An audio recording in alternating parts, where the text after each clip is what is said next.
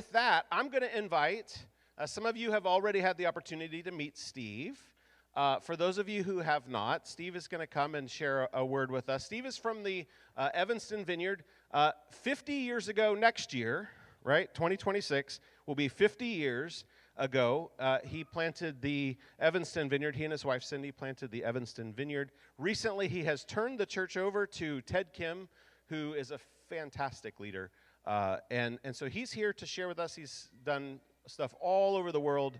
If you were here on Friday night, you got an opportunity to learn some things as well. And there's an interesting connection between Steve and me that I don't know that we sort of made this connection a little bit. Steve planted a church that was not a Vineyard church. They found the Vineyard. His college roommate was in a church in Columbus. And after they found the Vineyard, the church that his college roommate was a part of found the Vineyard, which became Vineyard Columbus, which discipled, trained us up to go plant church, and we've planted this church. So the connection between Steve and me is like, I mean, it's 50 plus years, even though I'm not even 50 years old. So everybody welcome Steve Nicholson.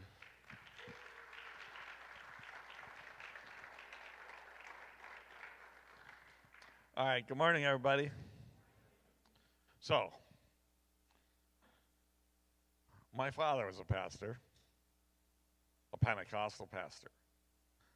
So that meant I went to church 3 times a week from the time I was like 3 days old, and gave my life to Jesus hundreds of times. Those of you who laughed just gave away that you were Pentecostal too, because you know what I'm talking about. And I'm now 73. I led our church in Chicago for 45 years.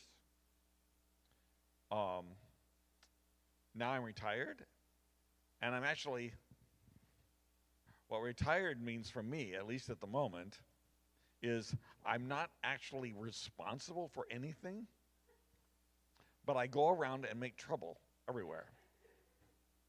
And I visit churches. Like, I've been a different place every weekend this last month. So I'm actually very busy. And here's what I want you to know. I'm not tired. I'm not tired and haven't been tired. I didn't retire because I was tired. That wasn't it. Because there's a way to follow Jesus, and there's a way to serve him so that you never get tired. Probably some of you are feeling tired. Yeah? I won't ask for hands.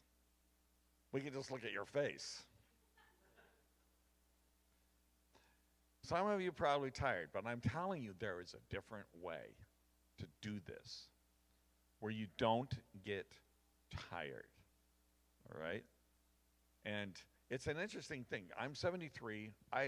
When I'm traveling, I try to bring younger guys that are feeling called to ministry with me so they can, like, learn, listen in. I got Josiah with me this weekend. He's over there.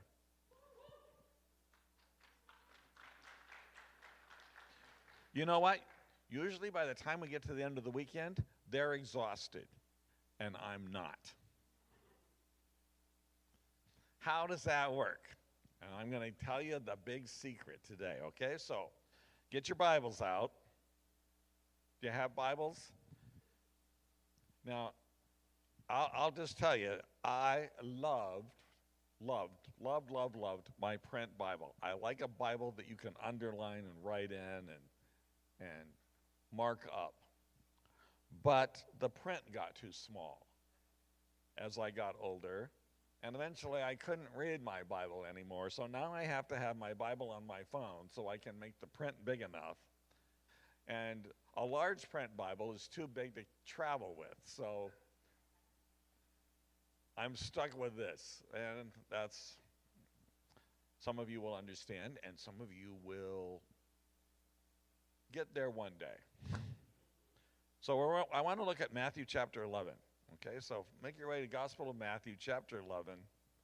We'll start here. Matthew chapter 11. And we're going to look right at the end of the chapter. So there's a bunch of other interesting things in chapter 11. It's actually a fun book, but it would take me a month to preach through that one chapter. So we're going to skip right over all that juicy stuff earlier and go right down to verse 28. All right, Matthew chapter 11, verse 28. Jesus says, "Come to me, all you who are weary and burdened, and I will give you," what does it say? Rest. Not work, not exhaustion. That's not what he says. I will give you rest. Then he says, "Take my yoke upon you and learn from me. For I am gentle and humble in heart, and you will find rest for your souls. For my yoke is easy, and my burden is light."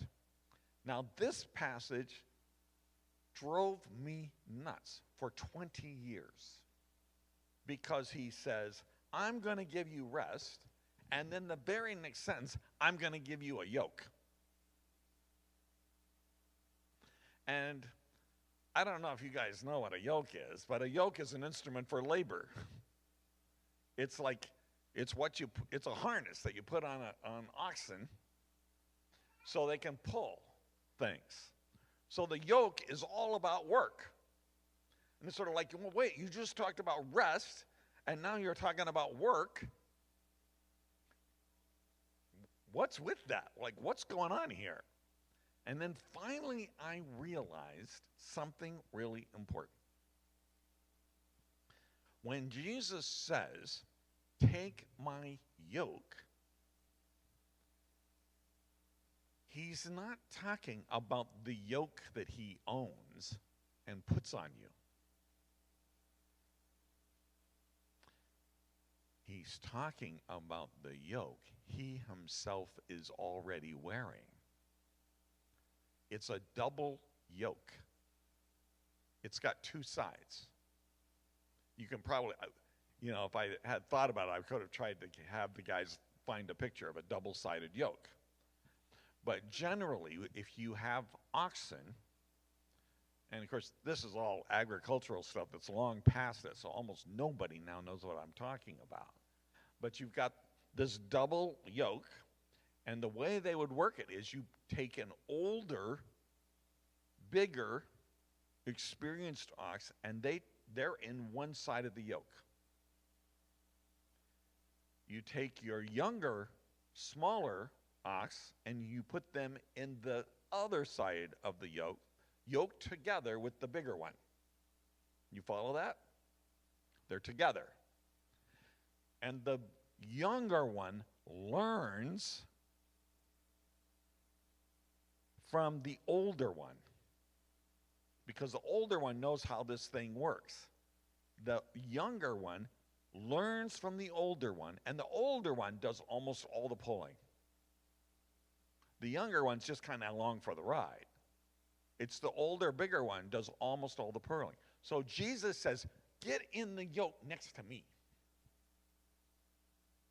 And learn, he says, learn from me. You'll find rest, because why will we find rest? Because Jesus is doing all the pulling. Are you following me now? This is like a really significant thing. If you let Jesus do the pulling, you will find rest. If you try to do it on your own, you are going to get tired and exhausted. So Jesus says, my yoke is easy. Why is his yoke easy? Because he's doing all the pulling. I'm gentle and humble. You can learn from me. Get next to me, you'll learn from me. I'll show you how this thing works. I'll guide it. I'm doing the thing, and you're just along for the ride. You'll find rest. You don't have to, and this is key, you don't have to make anything happen.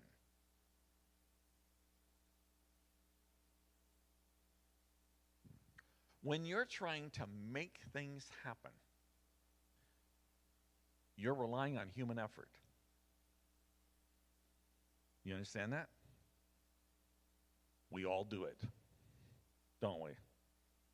We try to make things happen. And we're relying on human effort. And you know what that leads to? You get tired. But if you're not relying on human effort, if you're relying on Jesus, if you're relying on his power, there's no way you get tired. Because you're just riding. You're not laboring, you're riding.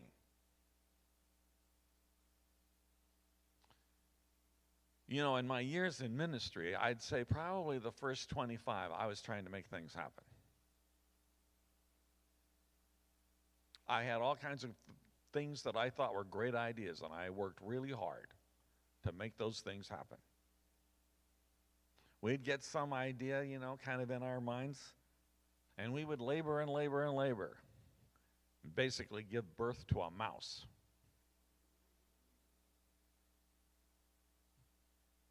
Like we worked so hard and hardly anything come of it.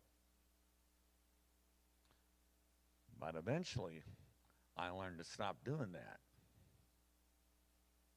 Instead, I started asking myself, what's Jesus doing over there in his side of the yoke? What's Jesus doing? I'm going to do that. Because if I do that, he's doing all the work. And it actually results in more things. Jesus himself follows the same principle. In John 5:19, I'm not going to take the time to look it up, but Jesus says, the Son can do nothing of himself, but only what he sees the Father doing. So, and he says, my Father is working, and then I work alongside him. So Jesus is in a yoke, and guess what? He's in a yoke with the Father, and the Father's doing all the pulling. And he only does what the Father's doing. So he doesn't get tired. And we're meant to do the same way. He says, learn from me. Do it my way. The same way I'm doing it, you can learn to do it that same way too. So you have to learn to stop trying to make things happen and start trying to get in on what God is doing. And a lot of it is just, let me tell you something. You know, in Ephesians it tells us that God has prepared before the foundations of the world good works for all of us to do. He's already lined it up. It's already there waiting. You don't have to make them happen. He's already lined it up. You just got to let it happen. You just got to have eyes to see it when it happens, to recognize it when it happens, and then go for it. So I start off every day. Okay, Lord, I'm ready. Whatever you got for me, I'm ready for today. I know you probably, some days, what God has prepared for the foundation of the world is errands. You know, you still have to do your laundry. You know, fix the house, pay your bills. You got to do that stuff. Sometimes that's what God's prepared. But every little once in a while, he throws something else in. Something else more interesting. Not always when you think it's going to happen. But he throws it in, and if you've kind of lined yourself up like, I'm ready, I'm watching, I'm listening, I'm kind of paying attention, when it happens, you'll see it. And then you can jump in on it, and stuff happens.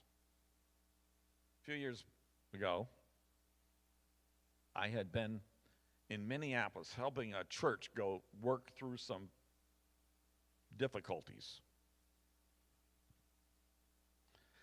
And I got on the plane to come back home, and it was one of these little planes. It's sort of the same kind of plane they use between Chicago and Pittsburgh, actually. 2 seats on each side. And I'm thinking, I'm on my way home. I'm just going to relax. And I pulled out my earbuds, and I was going to put on some music. Just FYI, I was going to put on black gospel music, because I like black gospel music. That's like, I like it. Well, there's a lot of reasons why I like it. I like the old stuff, not the new stuff. But it speaks to my soul. And it's like medicine to me. So much of it is about trusting God when you can't trust anything else, which is how I feel pretty much every day. Like I got to trust God when I can't trust anything else. So I love that kind of music. So I'm thinking, I'm gonna get to listen to some of this music. I got my earbuds in my hand, and this young guy, he's probably about 35, which is young to me, sits down next to me, and he immediately turns to me. He hasn't put his seatbelt on. He hasn't done anything. He turns right at me and he says, "I'm on my way back home on the worst day in my life."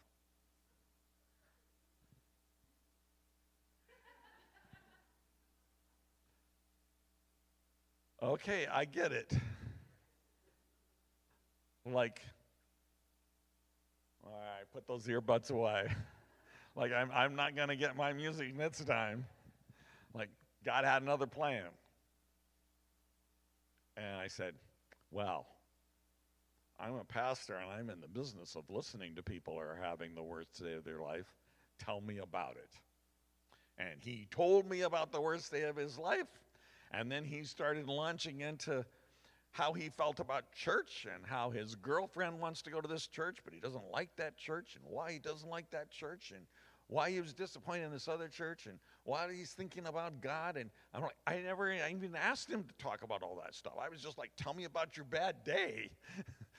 And he just did the whole thing. We talked the whole way. And here's what I want to say. You say, I want to share about Jesus. What I want to tell you is you don't have to make that happen.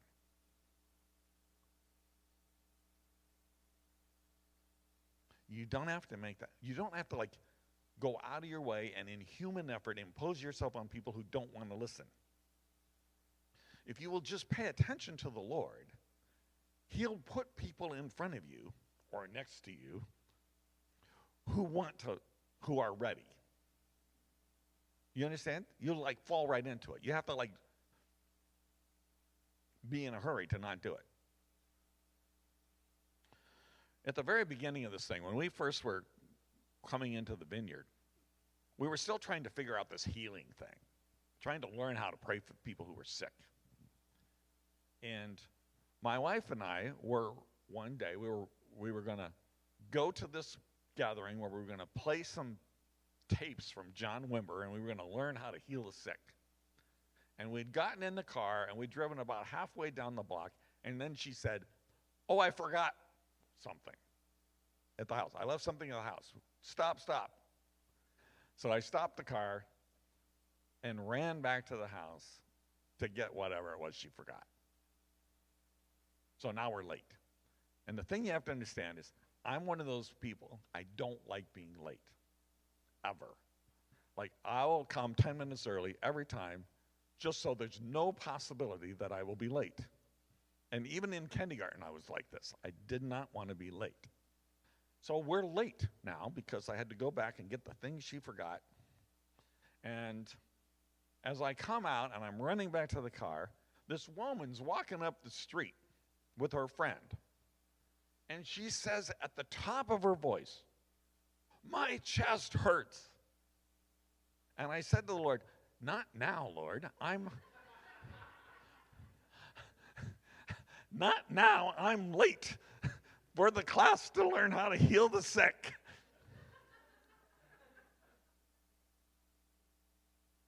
Not now. And then she says it again, even louder. "My chest hurts." And I said, "Okay. All right." So I go back and I said, "Did you say your chest hurts?" "Yeah, duh." "Would you mind if I prayed for you?" She says, "That would be nice." "Would you?" I said, "Yeah, I'll pray for you right now." Can I touch your arm? Put my hand on her shoulder or on her arm. I prayed. All her pain went. She said, where'd you learn how to do that? Well, I haven't learned how to do it yet. Like, I'm late to the meeting to learn how to do that. Like, I'm trying to get there, but you messed me up. I don't know how to do that yet. You know, that's in the yoke with Jesus, you see. Like, that's how it works in everyday life.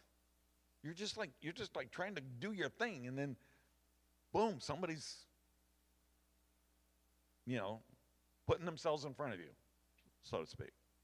You don't have to make things happen. You don't have to do weird. You don't have to wear like a sandwich sign and go out, and march up and down the street. You don't have to do any of that stuff. Just like pay attention. You follow what I'm saying? And when you do it, then it's easy. Like it's like a hot knife through butter. It's easy because you're not having to make it go.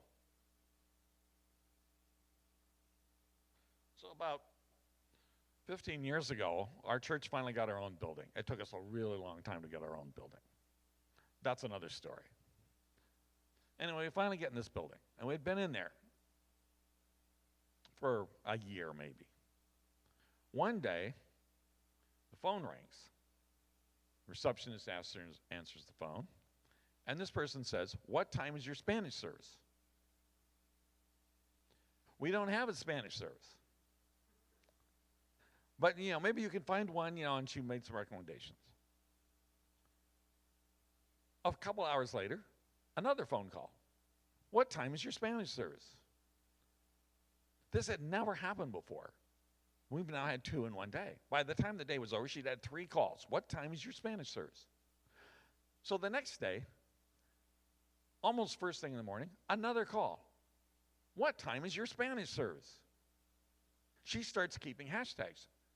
It starts like each day, about halfway through the day, and then again a little bit later, she comes in. "That's 10.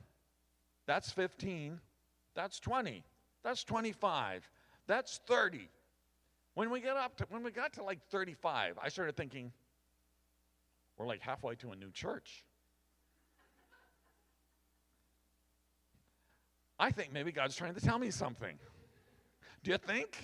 Do you think maybe God's doing something? It was not my idea. I didn't think, that wasn't what my plans were.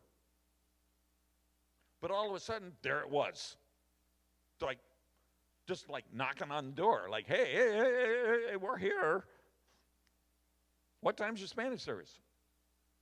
So I said, "Okay, God, I think I got it.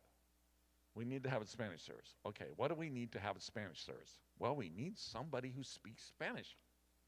Duh.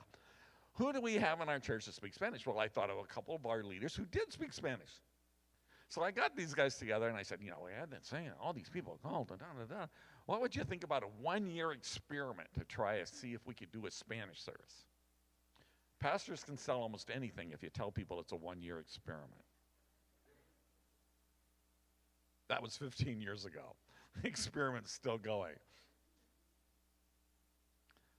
So they were up for it. They did it. Like, they had to do all the preaching. They had then pretty soon they're like working out the worship and they're doing their small groups, and it became like a whole nother congregation. And you know what? From that time to this, more than half of our baptisms came out of that congregation. All right? God knew. I didn't know. All the things that I thought of and tried to make happen produced almost nothing. But the things that he did and that we joined in with produced everything. Everything. It's like this, people. It's like the difference between sailing and rowing. When you're rowing, you're putting in all the effort. And you don't go very far. And you don't go very fast, and you get tired.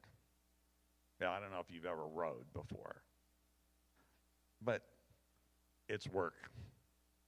It is work. But sailing is a whole different ballgame. In sailing, you put up the sail, and the wind does the work. And you go far, and you go fast, and you don't get tired, and it's a whole lot more fun when you go sailing. Jesus is inviting us to learn how to sail. Learn how to sail. Learn how to do this thing. We're all on mission, right? You guys understand that part, right? I'm trusting, like, Derek's been doing his job. You know you're on mission, right? We're all here. We are all the ministers of the church, right? You got that? Sometimes I test people. I say, who are the ministers of the church? And they're supposed to shout back, we are. We're all the ministers of the church. We all have a mission. And I'm telling you, what Jesus is saying is, you don't have to make this happen. You can put up your sail, which is really just determined to let the Lord be in control and follow him, and ride with the wind. And stuff will happen. Because our Father is working. Is he not? Our Father is always working, Jesus says. He's working. He's working here in Altoona. Sometimes in places you never thought of. Sometimes in places you would be the most unlikely places. He's working. And at the right time, he'll bring that in front of us. He'll invite us into that, and we can just join in and be a part of that. And great things will happen, and you won't get tired because you don't have to make it happen. That's the secret. Sometimes it's as simple as just asking for the things we need along the way. One of the things that used to happen a whole lot was our children's pastor would come in and ask me for help getting volunteers, because ministry to kids always takes the bulk of the volunteers in the church. It's very volunteer intensive. You have to have a significant number of people to take care of children and do a good job. And the parents of the kids are usually the worst possible volunteers, because if they have children, all it takes is one of them to get sick, and then that volunteer's out. And you know how this goes. If you got 5 kids, they are going to get sick during the school year. Not all at once. No, in sequence. In sequence is how it goes, right? Parents, is that right? That's how it goes. It always goes that way. So, they're always struggling. How do we get enough volunteers? So, come in. Will you make an announcement?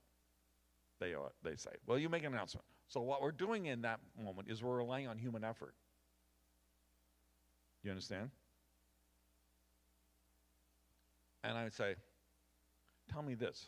Have you prayed and asked God to send you your volunteers?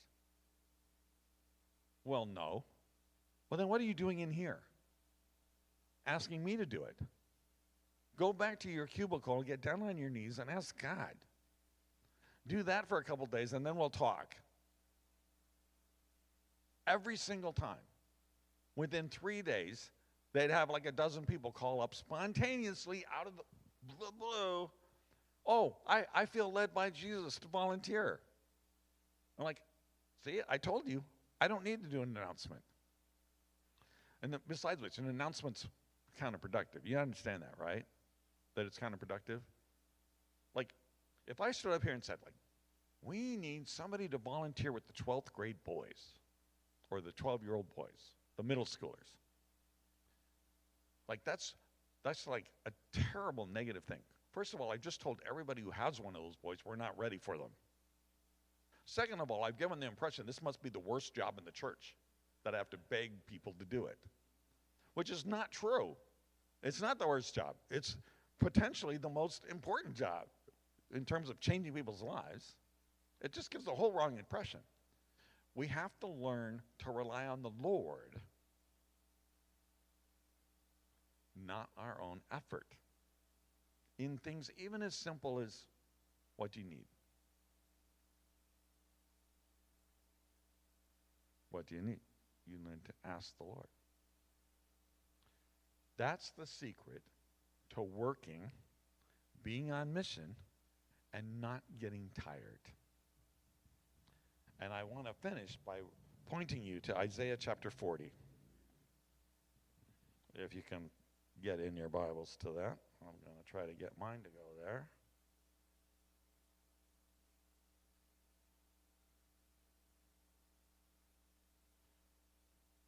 Isaiah chapter 40.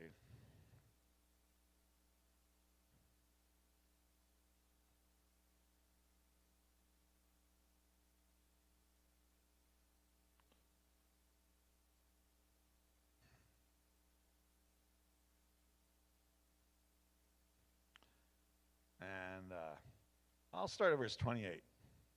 Isaiah 40:28. Do you not know? Have you not heard? The Lord is the everlasting God, the creator of the ends of the earth. He will not grow tired or weary, and his understanding no one can fathom. He gives strength to the weary and increases the power of the weak. Even youths grow tired and weary, and young men stumble and fall. But those who hope in the Lord, or wait in the Lord, or depend on the Lord, you could translate it, will, what does it say? Renew their strength. They will soar, not struggle, soar. Have you ever seen an eagle soar? It's almost like they're not even flapping. They're not even flapping. They're just riding the wind. They will soar on wings like eagles. They will run and not grow weary. They will walk and not be faint. And that is what Jesus is inviting us to do.